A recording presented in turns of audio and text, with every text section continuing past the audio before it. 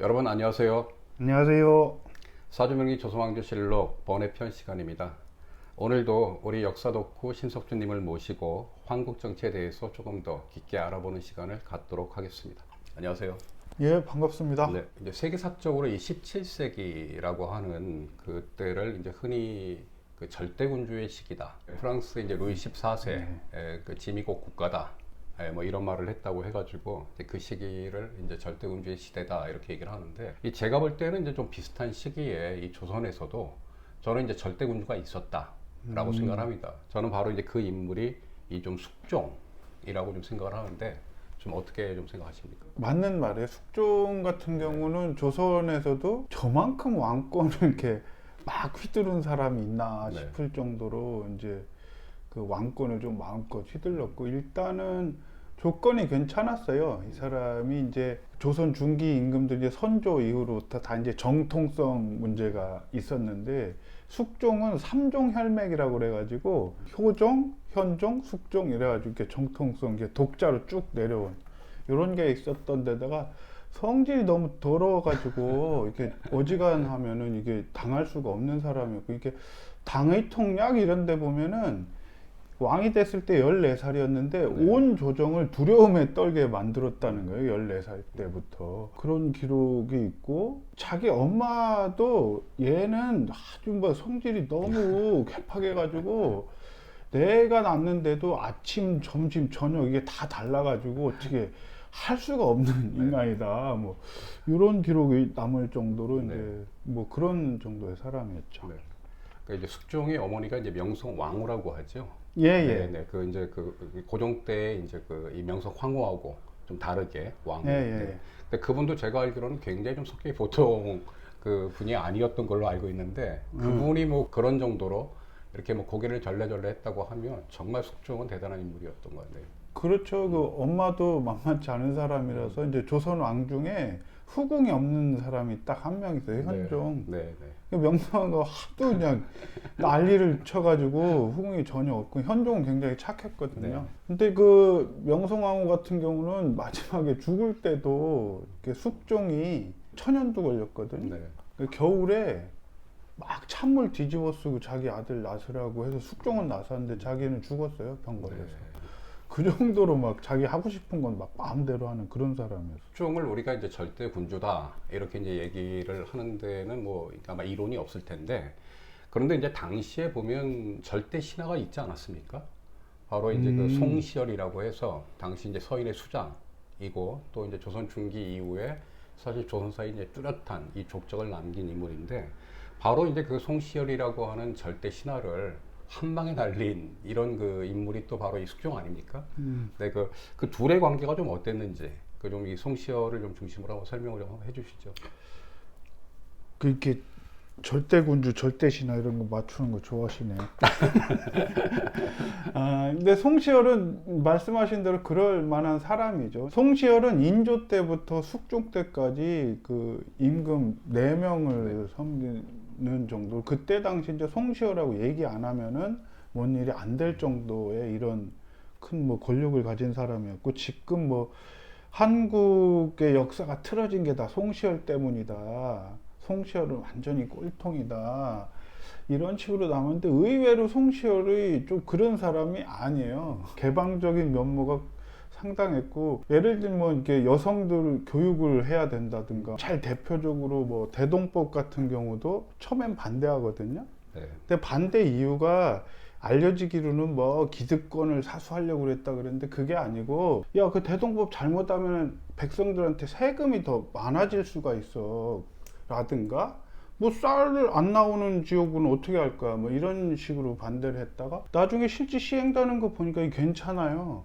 그러니까 이제 그 입장을 바꾼다든가. 그래서 이제 알려진 대로 완전히 이게 뭐 꼴통이고 뭐 사문난적으로 해서 자기 정적들 죽이고 이렇게 알려져 있는데, 전혀 그렇지 않아요. 그 사문난적으로 해서 실제로 죽은 사람은 사실 조선사에서 단 한 명도 없어요. 그냥 그렇게 알려져 있을 뿐이고, 20세기에 그런 식으로 역사를 서술했을 뿐이지, 송시열은 그 절대 신하라고 할 만큼의 그런 뭐 경륜, 그리고 유연성, 뭐 이런 거 갖춘 사람이라서 저는 꽤 그 높이 평가할 만한 인물이다 이렇게 저는 생각하고 있어요. 네. 네. 근데 이제 그런 그 송시열이 뭐 한 방에 갔잖아요. 그렇죠. 그게 어떻게 된 겁니까? 그 예송이 두 번 지난번에 한 번 했을 텐데 가빈 예송이라고 있어요. 이제 가빈 예송은 쉽게 말하면은 서인 쪽에서는 사대부랑 임금 똑같으니까 얘도 똑같이 해라 이런 거였고 그 효중 둘째 아들이니까 그 둘째 아들 예대로 해라 이렇게 하다 보니까 현종이 싫잖아요. 자기 아버지를 그렇게 낮추니까. 그러던 차에 현종이 그냥 죽어버려요. 그래서 왕이 된 사람이 14살짜리 숙종이었는데 숙종이 딱 왕이 되자마자 몇 달 만에 이 송시열을 그냥 귀양 보내버려요. 네가 이 얘를 잘 모르고 잘못 처리했다. 그래서 송시열이 그 숙종 때 초반에 5년 동안 막 함경도, 막 경상도, 거제도 이런 데로 이렇게 외방으로 떠돌면서 유배 생활했어요. 그러니까 그 숙종이 이렇게 송시열을 처리하는 걸 보면서 다른 신하들은 어떻게 막 송시열도 어떻게 안 되니까 그 숙종한테 꼼짝도 못하는 이런 어떤 정국이 이어지게 되고 이 가빈 예송으로 송시열만 몰아낸 게 아니라 숙종이 당시 집권당이던 서인을 싹 다 몰아냈어요. 그래서 1623년 인조반정 이후로 50년, 그러니까 가빈 예송이 1674년이거든요. 50년 만에 정권을 교체한 거고, 그래서 당시로는 거의 뼈래 파버리던 남인을 등용하면서 네. 그 누구도 못했던 정권 교체를 50년 만에 이 숙종이 해낸 거죠. 그래서 네. 자기가 필요하면은 뭐 50년 된 최강 파버리고 뭐고 없어요, 숙종은. 그래서 절대 왕권이 얼마나 센지를 보여준 이 사건이죠. 그 이 좀 황국 정치 시작이죠. 그렇죠. 네. 예. 그래서 이제 그 송시열이 언제 죽음을 맞게 됩니까? 아, 송시열, 그러니까 가빈 예송을 할 때 이제 정권을 잡은 남인이 이제 두 개로 갈라져요. 네. 갈라지는 그 안건은 두 가지예요. 첫 번째는 송시열을 죽일 거냐 살릴 거냐. 두 번째는 북벌을 실제로 할 거냐 그냥 정신적으로만 할 거냐.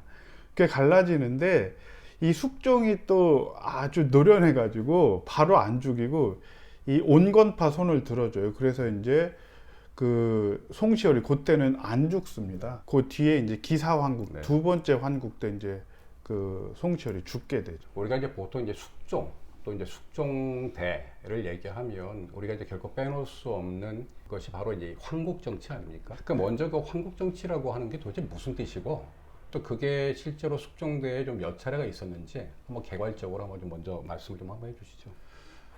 그 환국이라고 하는 건 이제 조선이 관료제잖아요. 그러면 이제 벼슬에 이제 맞는 사람에 따라서 뭐 이렇게 사람을 바꿔야 되는데 환국 정치는 그런 게 아니고 그냥 아예 당을 통째로 바꿔버리는 거예요. 요즘으로 치면은 총선하고 대선을 그냥 한 번에 한다 이렇게 생각하면 조금 이제 이해가 쉬울 거고 숙종이 한 46년 집권하는데 20년 정도 안에 3번의 환국이 있었어요. 유명한. 이 숙종이 말하자면 이 붕당들을 갖고 놓은 그리고 이제 그 사람들을 이용한 그렇잖아도 강한 절대 왕권을 더 강하게 만든 정치 기술 이런 거로 볼 수 있죠. 그러니까 이제 황국 정치라고 하는 게 요즘식으로 얘기하면 어떤 여야 관계다. 그리고 어떤 이 정권이 바뀌는 그런 이제 모양이었던 거다. 그렇죠. 말씀이시죠. 자, 그게 뭐 3차례가 있었다는데 그게 뭐였죠? 첫 번째가 이제 경신환국이 네. 있었고, 요거는 이제 숙종 6년에 있었고, 그 다음에 이제 기사환국, 네. 예, 숙종 15년에 네. 있었던 거고, 이제 갑술환국, 네. 여기 이제 숙종 20년, 네. 3번의 이제 환국이 있었습니다. 네, 그렇죠. 근데 이제 바로 그렇게 있는 그 3번의 황국이 좀 아마 사람들이 한 번씩은 다 들어봤을 겁니다. 왜 그러냐면 뭐 이게 역사 공부를 해서라기보다도 하도 여기에 이제 뭐냐면 이 드라마적인 요소가 많다 보니까 이게 이제 그 이 드라마로 많이 만들어지지 않았습니까? 그렇죠. 예, 왜냐하면 이제 여인들이 등장하잖아요. 네. 그래서 그것 때문에 이제 보통 이제 숙종 같은 경우도 어떤 이 좀 바람둥이다. 뭐 이런 이미지가 좀 만들어지고 좀 그랬던 것 같은데 어쨌든 그때 좀 등장했던 여인들 어떤 분들이 계셨습니까? 숙종 시대를 보면 뭐 그 숙종이 여자 뒤나 따라다니고 뭐 네. 이런 사람으로 돼 있는데 그렇지 않아요. 오히려 거꾸로 말하자면 인현왕후 민씨 그리고 뭐 희빈 장씨, 그리고 숙빈 최씨, 요 대략 요 세 명인데 네. 쪽이 이용한 거라고 전 봐요. 그래서 각각의 이제 환국마다 적절하게 요 여인들을 통해서 이제 정권을 바꾸는데 이용을 했던 거라고 봐서 그 경신 환국 때는 이게 소위 말해 이제 여자들이 등장하지는 않고 소위 말해서 이제 많이 알려진 게 기름천막 사건 네. 있었고 기사 환국 때 이른바 인현왕후 민씨가 폐위되고 그 희빈 장씨가 왕비로 바뀌고 그다음에 이제 갑술왕국 때는 숙빈 최씨가 등장을 해가지고 다시 인현왕후가 복이 되고 그 희빈 장씨가 이제 쫓겨나고 네. 그 뒤에 뭐 한참 뒤에 숙빈 최씨가 일러가지고 그 희빈 장씨를 이제 죽이게 된 요 사건까지 대략 네. 이어지게 됩니다. 이 당시의 황국 정치라고 하는 것이 결국 숙종이 자기 어떤 이 권력을 강화하기 위해서 그 여인들을 이제 정치에 이용한 것이다라고 하는 거고 실제로 이제 그런 과정에서 이 진행된 모양은 사실 당시의 어떤 주도적인 정치 세력이었던 이 좀 남인과 서인의 싸움이었다. 이런 그렇죠. 말씀을 좀 해주신 거잖아요. 예. 그때 등장했던 그 세 여인, 그 인현왕후 그리고 이제 그 뭐 우리가 장희빈으로 네. 알고 있는 희빈장 씨 그리고 이제 숙빈 최 씨. 예. 이분들은 각각 어떤 분들이었습니까? 이분들은 이제 크게 하면은 셋 중에 인현왕후 민 씨하고 숙빈 최 씨는 서인 쪽 인물이고요. 네. 그 희빈 장 씨는 남인에서 미는 그런 인물이었어요. 그래서 인현왕후 민 씨 같은 경우는 뭐 드라마에서 막 굉장히 인자하고 막 그 장희빈한테 맨날 당하고 이런 걸로 나오는데 이 사람이 그렇게 만만한 사람은 아니에요. 집안 자체가 이게 서인 거두 그 송중길 그 외손녀인가 그렇고 당시에 이제 병조판사 하던 민유중 딸이에요.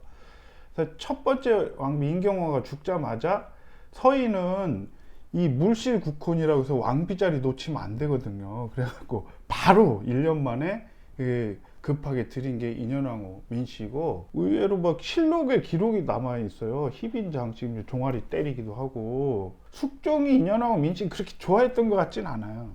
자기로 안 되니까 영빈 김 씨라고 또 하나 그 후궁 들여가지고 막 그 견제도 하고 이런 정도의 사람이라서 뭐 이렇게 맨날 이렇게 뭘 당하거나 이런 사람이 아니고 심지어 이제 나중에 숙종이 인현왕후 민 씨 쫓아낸 다음에 아우 이제는 걔가 나한테 희빈 장씨는 원래 전생에 내가 그 쏴 죽인 짐승이라서 나한테 복수하려고 태어나는 그런 기록이 실록에 남아있을 정도로 이렇게 뭐 곱고 맨날 당하고 이런 게 아니고 어떻게 보면 뭐라고 해야 될까요? 이렇게 그 술수나 뭐 이런 거에도 꽤 능했던 사람 같아요. 제가 보니까 대략 좀 그런 정도의 사람이 인현왕후 민씨였고 희빈 장씨 같은 경우는 출신이 완전히 달라요. 중인이고 이제 집안이 이제 역관 재벌이에요. 이게 이제 그냥 이제 지금 재벌 정도의 재력을 가진 역관들이 당시 그 정도의 큰 재력이었으니까 집안 자체가 막 완전히 다 역관 출신이에요. 역관이 아니라 20명 나오고 뭐라 그러더나? 그 역과 그 시에서 뭐 장원 급제한 사람 7명 낼 정도의 그런 집안이었었고 그 삼촌 장현이 그 복림대군 그 끌려갔을 때 같이 가 있던 역관이에요. 그래서 이제 효종 때 굉장히 큰 이제 권력을 휘두른 이 정도 사람이었고 일찌감치 그 궁에 궁녀로 집어넣었다고 봐야 돼. 그래서 이제 숙종이 인현왕후 씨랑 그 국혼을 했을 때 벌써 숙종은 장희빈한테 벌써 빠져 있었어요. 그때는 이제 희빈이 아니었지만 숙종 엄마 그 명성황후가 내쫓아요. 이 장희빈을 제 위험한 애다. 이 명성황후 이 사람은 권력에도 능하고 서인의 그 이해를 대변하는데 아주 충실한 사람이었으니까. 근데 인현왕후 민씨가 착한 짓 한다고 다시 데려온 거예요. 결국 자기가 이제 쫓겨나게 되는 어떤 이런 계기를 제공하게 되는데 아마도 그 뭐라고 해야 되나 부덕을 좀 보여주는 형태로 해갖고 그 자기의 자리를 좀 지키려고 한 거 아닌가. 뭐 희빈 장씨도 익히 알다시피 그렇게 만만한 사람도 아니고 배경도 또 그런 사람이라서 그 숙빈채 씨 같은 경우는 그 이 세 여인 중에 가장 한미예요.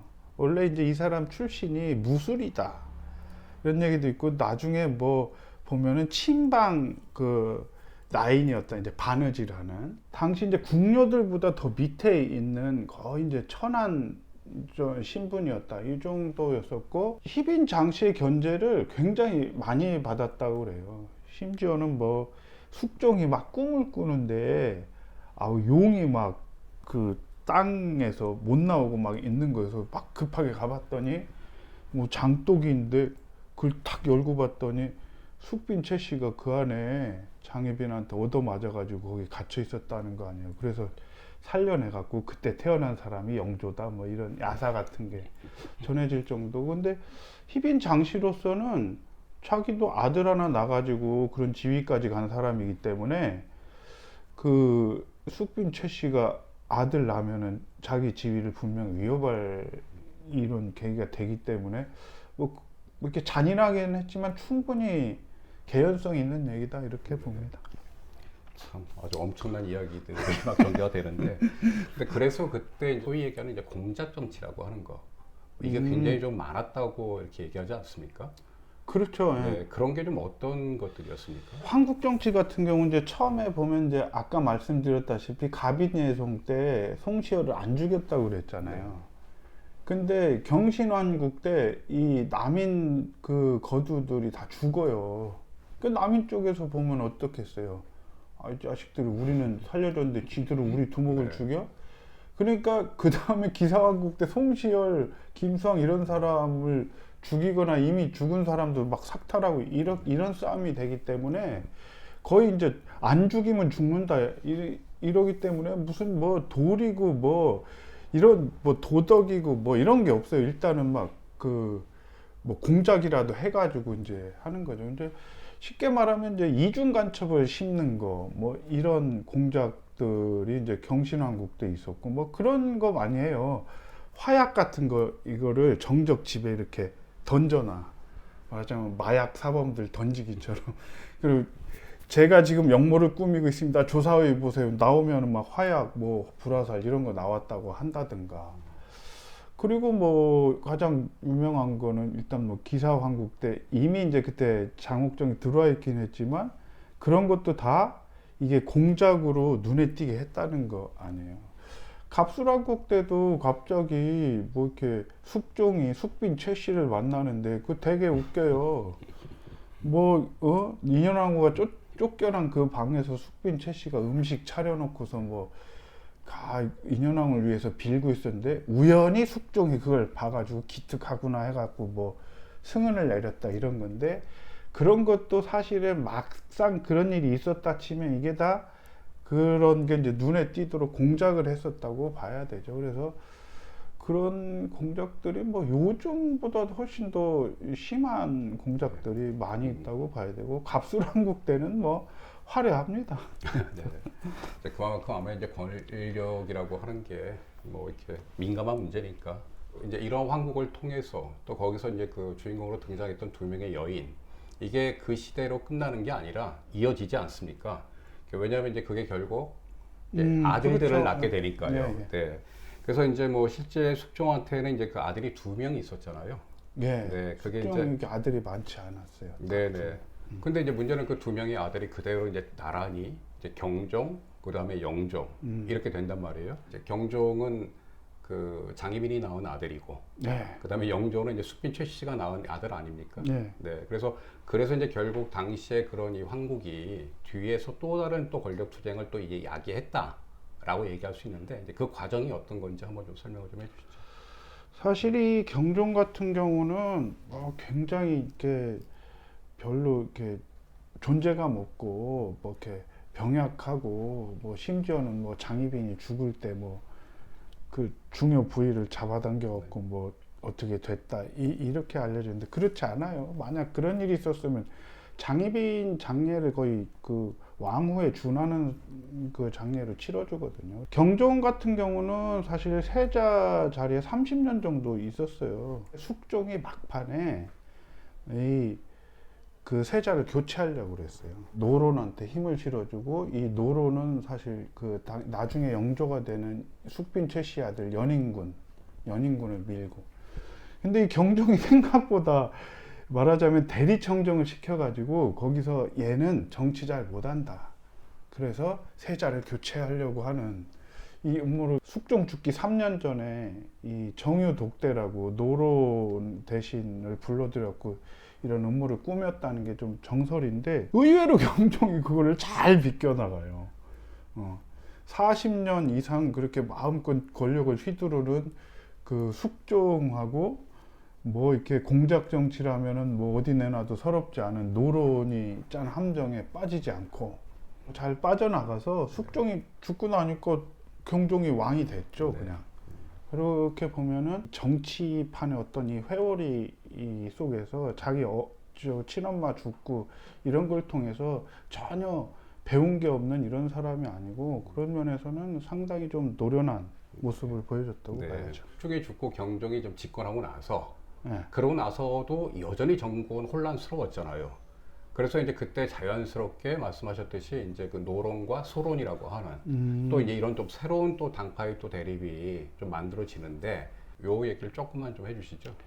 사실 뭐 숙종대는 이 남인이 완전히 거의 막 몰락을 했기 때문에 이 서인이 당시에 이제 노론, 소론으로 이제 나눠지거든요. 이게 뭐 이 과정이 짧지만은 않지만 뭐 그 사학계에서는 회니십이라고 그래가지고 송시열하고 윤증이 묘갈명 문제로 싸워갖고 갈라졌다 뭐 이런 식으로 되어 있는데 어쨌든 중요한 건 노론 소론이 이미 갈라져 있었고 차기 왕권을 노론은 연인군, 소론은 경종, 당시 이제 세자를 미는 이런 싸움이었기 때문에 굉장히 격렬했고 경종이 왕이 된 다음에 이 노론이 아주 불경스러운 짓을 해요. 당시 경종이 나이가 30대인가? 1688년생이니까 이 사람이 그 32, 이거밖에 안 됐는데 지금 자식이 없으니까 그 동생 왕세제를 빨리 책봉하세요. 이렇게 한 거예요. 이건 사실은 역적죄로 처벌을 해도 이상하지 않거든요. 근데 경종이 이걸 받아요. 거기서 딱 멈췄으면 좋았는데 노론이 한 걸음 더 나가요. 이왕 이렇게 된 것 왕세제한테 대리청정을 시키면 어떻겠습니까? 그러니까 그렇게 순한 사람 성질나면 완전히 박살나잖아요. 경종이 막 성질을 내가지고 이른바 노론 사대신을 다 박살을 내고 그래서 하루아침에 실록에는 건단을 휘둘렀다 뭐 이렇게 막 하늘을 쪼갤 정도로 이렇게 권력을 휘둘렀다 이렇게 표현하고 있어요. 신임 옥사라고. 그렇죠. 신임 옥사고 이때 사실은 그 연인군이 실제로 연루가 돼요. 삼수의 옥이라고 그래가지고 지관이던 그 목호룡이라는 놈이 고변을 해. 노론에서 지금 역모를 꾸미고 있습니다. 방법은 3가지. 첫 번째 자객을 보내서 칼로 죽이는 거, 두 번째는 도구로 죽이는 거, 세 번째는 폐출. 말하자면 중종반정 같은 뭐 그런 거. 요 3가지로 꾸미고 있습니다. 있었고 당시 그 연인군의 처조카였던 서덕수가 이거에 연루가 돼 있었고 나중에는 두 번째 걸 내가 하려고 그랬다 이런 뭐 실토까지도 하고 그래서 실제로 이때는 연인군이 죽을 뻔했어요. 사실은 경종이 죽이려고만 했으면 충분히 그 연인군이 죽을 수 있었고 영조 뭐 정조 이런 건 없을 수도 있었던 거죠. 그런데 이제 결과는 거꾸로 아닙니까? 그러니까 경종이 좀 이렇게 일찍 죽게 되고 결국 그래서 네네네. 이제 그 좀 연인궁이 이제 그 또 새로운 임금으로 이제 등극하게 되는데 근데 이때 또 잠깐 좀 묻기가 좀 제가 좀 무한하긴 한데 또 독살설이 나오잖아요. 그렇죠. 그러니까 이건 뭐 아주 구체적으로 뭐 이렇게 감하고 이제 그 게장을 먹고 죽었다 이런 얘기가 나오는데 어떻게 그거는 좀 근거가 좀 있습니까? 그거는 제가 먹어봤는데 그거 먹어서 죽지는 않더라고요. 네. 요 당시 이제 그 조선왕 독살 사건 중에 그 당대에 가장 강력하게 퍼져 있었던 네. 건 경종 독살 사건이었어요. 그리고 그 배후가 연인군이다. 이거는 영조 집권 내내 영조를 괴롭혀요. 나중엔 그래갖고 영조가 책도 써요. 내가 안 죽였어. 그래서 책으로 써가지고 천의 소감인가? 그런 책까지 쓸 정도로 영조를 괴롭히는 이런 사건이었는데, 나중에 영조가 한 짓을 보면 충분히 그럴 개연성은 그러고도 남을 사람이다. 뭐 자기 아들도 죽이는데 이복형 정도야. 개장하고 감으로 죽였다 이런 건데, 실제로는 그 안에 독을 탔다는 거예요. 그걸 먹어서 죽었다 이런 게 아니고. 그래서 소론이 이른바 줄론 소론, 완론 소론 이렇게 나눠져요. 줄론은 뭐냐면 강경파예요. 연인군이 우리 대왕 경종을 독살했다. 그러니 저 사람은 임금이 아니다. 이게 굉장히 오래 가요. 사건이 이제 금방 없어지는 게 아니고. 네. 그래서 이제 영조가 뭐 이렇게 집권 내내 소위 이제 정통성의 문제 휘말리게 되는 사건인데, 그런데 이제 실제로 이제 영조가 집권하고 나서 실제로 한바탕 난리가 나지 않습니까? 예, 이른바 이제 그 이인좌의 난이라고 해가지고 당시에 이제 그 소론 강경파들이 명모를 도모하게 되는데, 이제 그 과정에서 또 밀풍군이라고 하는 또 인물이 또 이제 죽음을 당하게 되고요. 자, 좀 그 사건은 좀 어떤 사건이었고 그거의 좀 여파는 또 어땠는지 좀 설명을 좀 해주시죠. 그러니까 이제 영조가 사실 그 경종 때 자기 죽을 뻔했잖아요. 신임 옥사 때 경종이 야, 너 나 죽이려고 그랬지, 죽어 이랬으면 죽는 건데, 경종이 사실은 그 연인을 살려줬다고 해도 과언이 아니에요. 그래서 나중에 왕이 되자마자 자기를 죽이려고 했던 김일경, 목호룡 이런 애들 다 죽여버려요. 그 당시에 이제 소론 쪽에서는 굉장히 이제 그 경종 독살설이 퍼져 있을 뿐만 아니라 이게 당시 백성들 사이에서도 엄청나게 퍼져 있었다는 거고, 그래서 이인좌가 요걸 기본으로 해가지고 난을 일으키는 거예요. 그래서 이제 옹립한 왕 후보가 밀풍군이에요. 해필이면 밀풍군은 그 소현세자 그 손장가 그래요.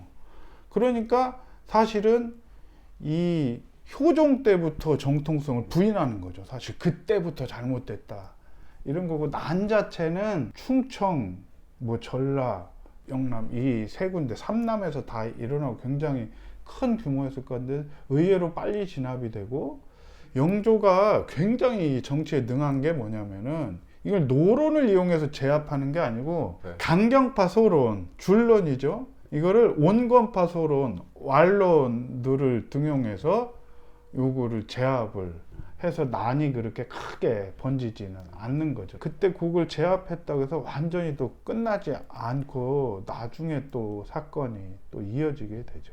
네. 그래서 이제 결국 이 사건으로 이제 그때 가장 커다랗게 이제 뭐 탄압을 받았다고 할까? 그게 영남 살인들 아닙니까? 그게 이제 구한말까지 좀 이어지게 되는 거고요. 그렇죠. 네. 그때 이제 영남 남인들이 이른바 명의 굴레라고 그래갖고, 야 저기는 역적 땅이야. 왜냐하면 이인좌에 나한테, 이인좌는 금방 잡혔는데 영남 책임자가 정희량이었는데 여기 굉장히 오래 저항을 해요.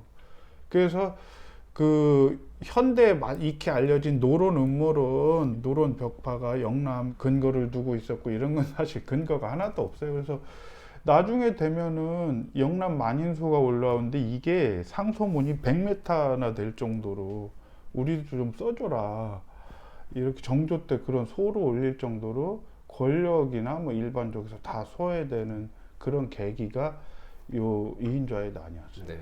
어쨌든 이 영조라고 하는 인물이 우리가 이제 앞서 살펴봤던 그 조선의 절대군주라고 할 수 있는 이 숙종 좀 빼닮은 것 같아요. 예. 뭐 살기로 굉장히 오래 사셨고, 또 이제 재위 기간이 조선의 왕 중에서 또 가장 길었던 왕이었던 걸로 알고 그렇죠. 있는데, 이 간단하게 좀 이 영조라고 하는 인물 왕이 되고 나서 좀 어땠습니까? 그 영조하면 탕평책, 뭐 영정조 시대 중흥 이런 게 보통 많이 알려져 있죠. 근데 탕평책은 알려져 있다시피 뭐 이렇게 그 골고루 인재를 등용하는 이런 방법이라기보다는 영조가 어쩔 수 없이 채택한 말하자면 뭐 자기 정치의 방법이라고 해야 될까 이런 거였어요. 그래서 영조가 채택한 방법은 그 각 파벌 중에 그 온건파들로 해가지고 이 탕평파를 형성하는 거였어요.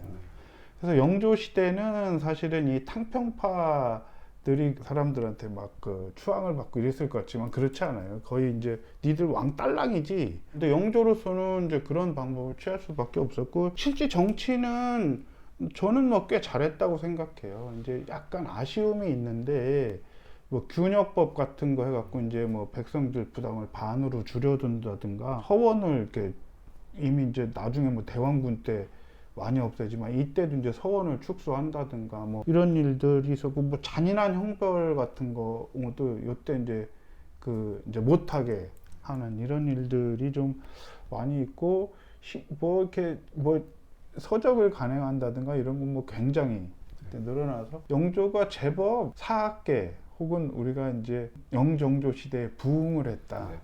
이렇게 할 만하기도 한데 그렇게 특별히 그 이전 시대보다 너무너무 좋아졌다 이런 느낌은 저는 없습니다. 예. 뭐 말씀하신 대로 이제 영정조 시대를 뭐 많은 사람들이 조선의 르네상스다.